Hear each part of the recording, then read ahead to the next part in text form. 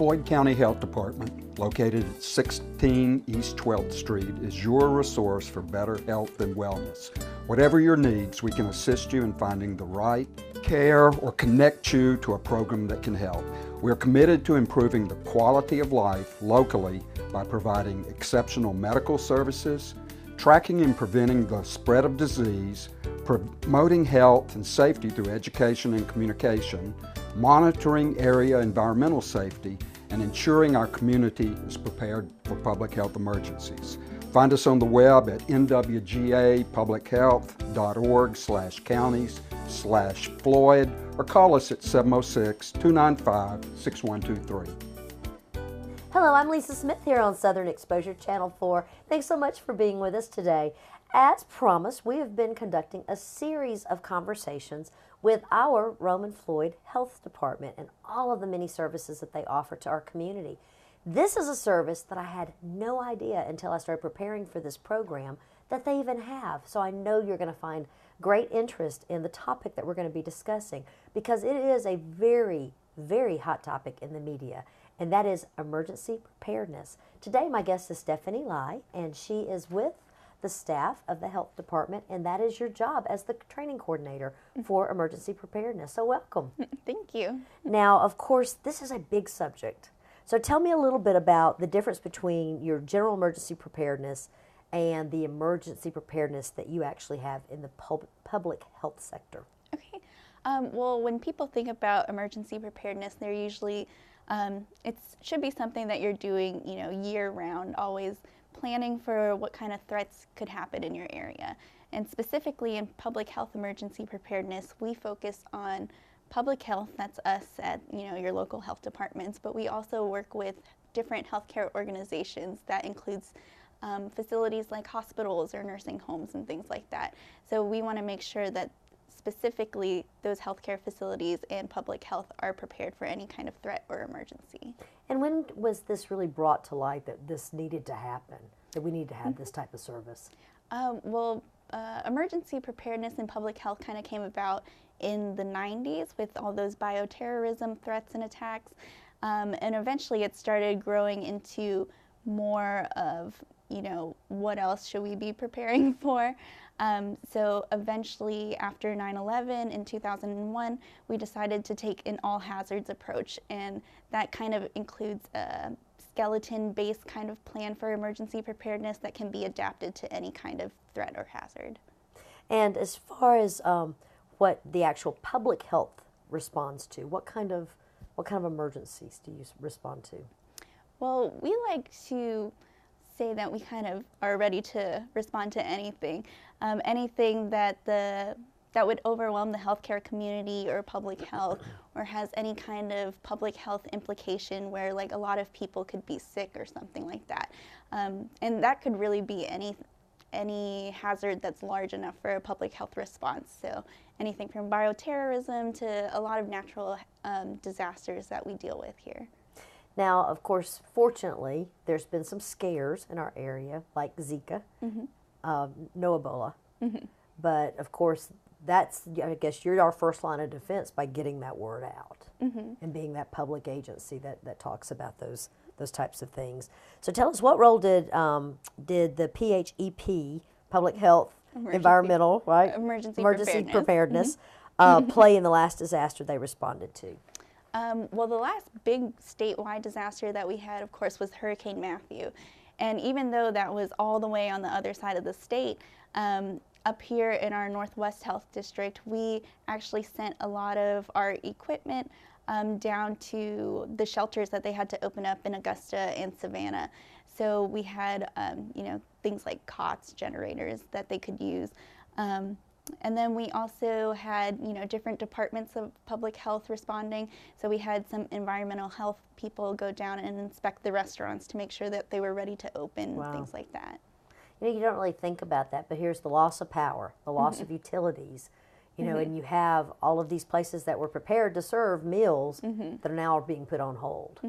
And one of our biggest responses was that we actually sent some public health nurses down to Augusta and Savannah to work in those shelters as well. So we sent personnel, we sent equipment. What kind of equipment do you guys have? here at your disposal? Well, we have a lot of things available for emergency situations. So like I said, we're involved a lot with sheltering in emergencies. So we have things like cots. We have a lot of generators so that we can keep power, tents in case, you need to set up something outside. And we work with other health districts and local entities as well. So if there is something that you need for an emergency, we'll most likely be able to find an agency that can provide those things for you. So not only public health, but you're also interfacing with our emergency management group here in Roman Floyd County. That's awesome. Now, who all of course, we've talked about who's involved in the public preparedness, emergency preparedness. What kind of services does public health emergency preparedness provide? So how can you kind of put those fingers out to our community? We provide a lot of things from the basic, just making plans. If you need an emergency plan created, either for personal preparedness for your family or for your business, your organization. We work with hospitals to make plans, and we have plans internally for our buildings if you need like an evacuation plan for fires, things like that. And then moving a step up from the plans, we have training and exercises to make sure that you know what your plan is and how to execute that in case you need to use it.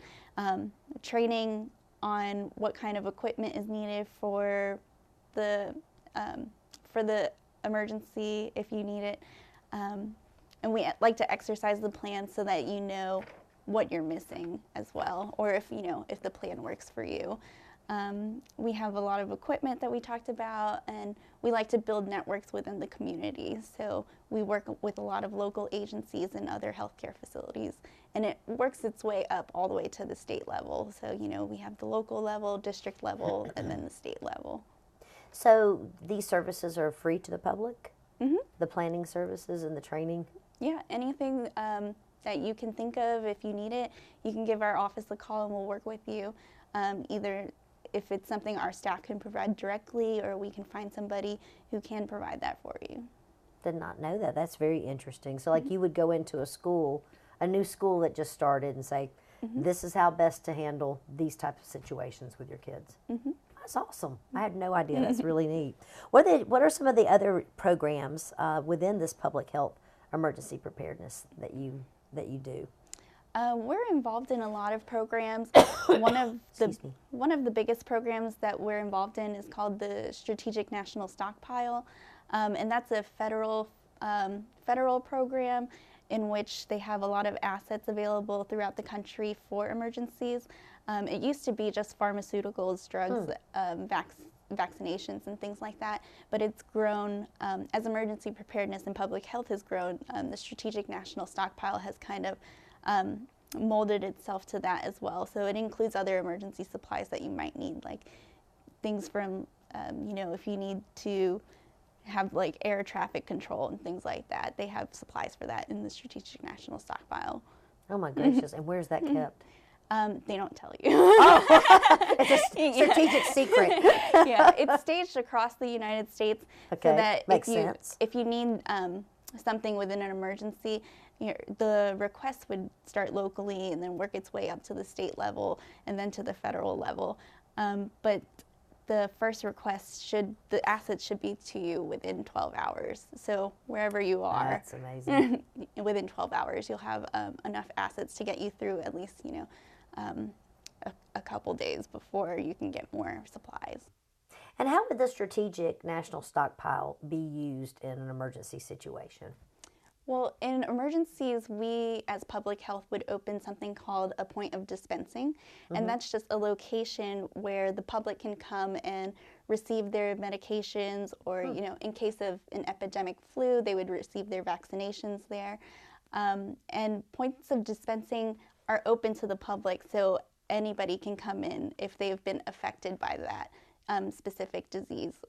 But we also have something called closed pods, which we're trying to work on, and that's where private organizations or healthcare organizations can just do their point of dispensing within their own organization, so they don't have to come into the public pod. So it would cut down on time, and you could also bring your families in so that everybody could be, everybody could get their medications if they needed it. And that's a program that we're trying to get a lot of businesses, because our district is home to a lot of big businesses like Shaw and Mohawk. And if we can get their businesses enrolled into this closed pod program, it would keep their employees healthy. It would keep a lot of, it would help the public health open pod run more efficiently if, we can serve those people separately.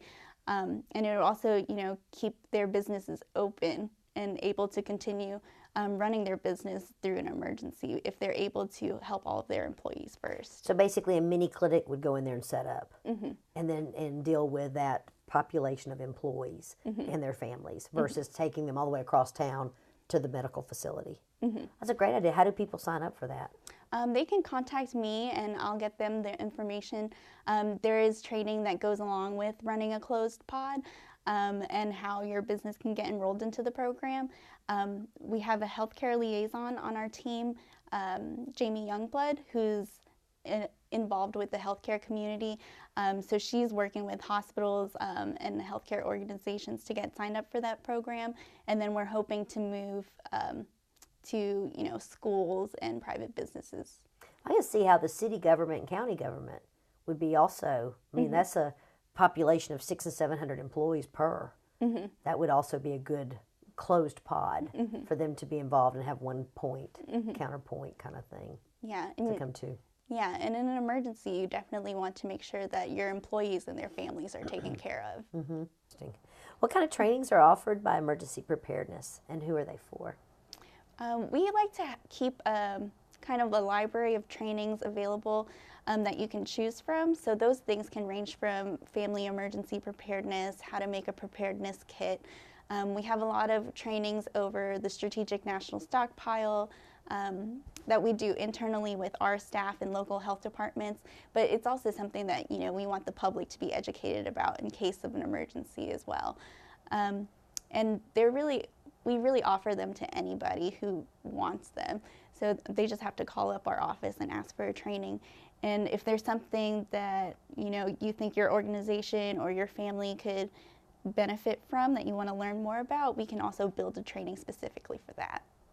Now, are you a one-person show? No. Okay, that's good. 'Cause, one of the points that we were talking about is basically what's your responsibility as training and exercise coordinator.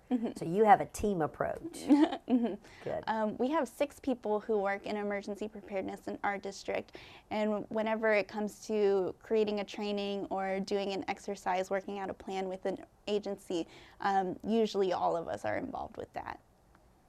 Now, what is your district? Our district covers 10 counties in the northwest corner of Georgia. So how far south do you go? From Floyd? Paulding County. And how far north? Dade, Catoosa, Walker. So it's a pretty, 10 counties are a lot, but it's also very expanse because of how large some of these counties are and how spread out. So you're actually responsible for their emergency preparedness as well. That's interesting. And what are the benefits to our local community? I think I know several of them, but we want to make sure our viewers hear. What are some of the benefits to this part or this leg of the services that public health offers? Well, in emergency preparedness, we like to say that all emergencies are local. So even if a tornado comes in, a hurricane comes in or something, it affects the local community the most. So what we like to do is support the local community in any way we can. So with our networks that we build at the district level with all of the local communities and then with all the other districts and at the state level, if anything happens, the local community will have that support in an emergency. And so we like to educate the public on what's available to them so that they know what they can do and what they can do to prepare for an emergency. And what are some of the other agencies that you work with that folks may be aware or unaware of that are even existent in our communities? Well, locally, every county has their own health department. So there's a lot of services there that they can go to. And then every county also has their local emergency management agency that we work with. There's a lot of healthcare facilities that we partner with to make sure that they're prepared. And then we work with a lot of academic institutions, schools, volunteer organizations, American Red Cross. Pretty much we have a hand in everything dealing with emergency preparedness, so any organization that can help with that. The one that was most interesting, I thought, on the list was ham radio. Oh, mm-hmm. You know, because you don't really think about those guys. But I mean, you talk about the network and the quickness they can respond. I mean, I thought that was really interesting. Yeah, and definitely during an emergency, you want to make sure that communications is still available. And that's something that we don't really think about now because everybody just has their cell phone. Right. But, you know, what if cell phone towers go down? So we like to say that everybody should have a public health radio. That's something that you can buy, you know, like at Home Depot or Lowe's or something, just like a radio that would work to give you local alerts and emergency notifications and things like that. It would be, that would probably be a natural disaster if we didn't have our phones, huh? I mean, how does anybody even know how to get information anymore, you know? Now, did we cover everything you wanted the public to know about your position?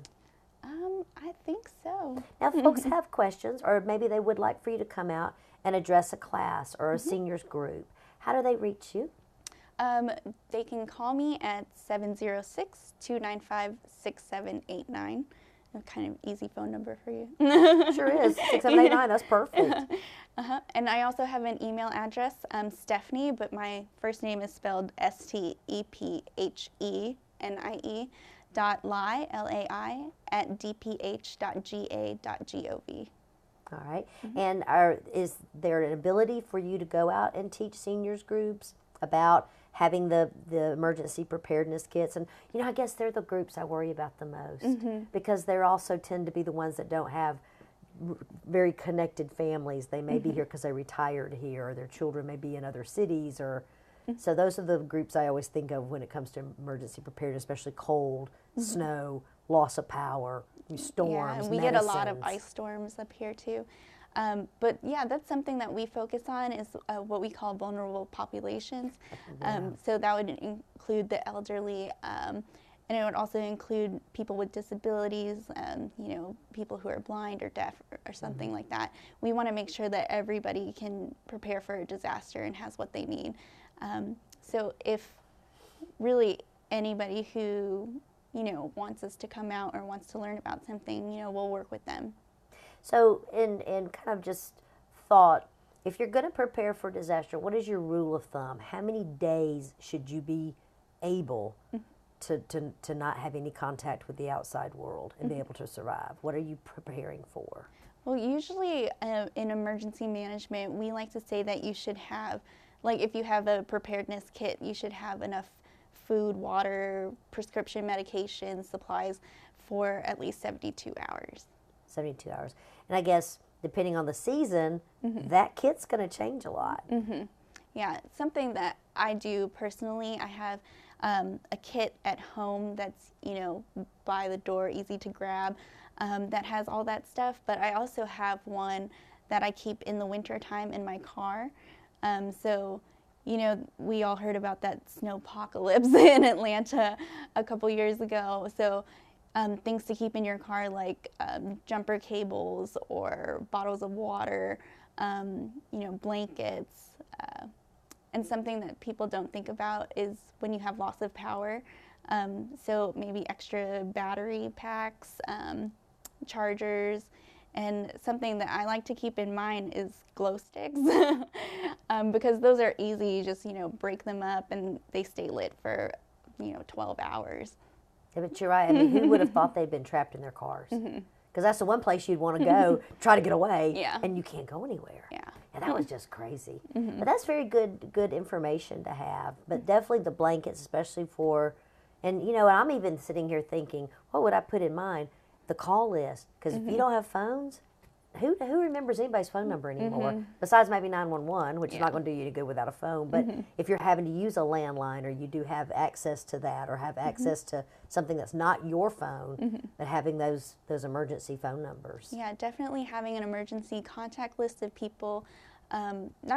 And you might not want to include people who are here locally, because they were probably affected by the disaster as well. They're stuck as you are. Yeah. So if you have somebody, maybe that's a little farther away out of town, that would be a good number to have on there. Or any, if you have your doctor's numbers or things like that, because you should have your prescription medications available too in an emergency. Well, all great information. And we're so glad that we know now that we have this ability in our community to reach out, especially on the public health sector. We have an emergency preparedness coordinator. So thank you so much. And of course, if you want more information, you have the ability to reach Stephanie. And she's been our guest today here talking about emergency preparedness in the public health realm, and also the training that goes into that, getting ready and having kits, especially as we come on into the winter months. So thank you again for being here today. I'm Lisa Smith on Southern Exposure, Channel 4. Thanks for watching. Apparel accessories provided by Blue Sky Outfitter on Broad Street in downtown Rome.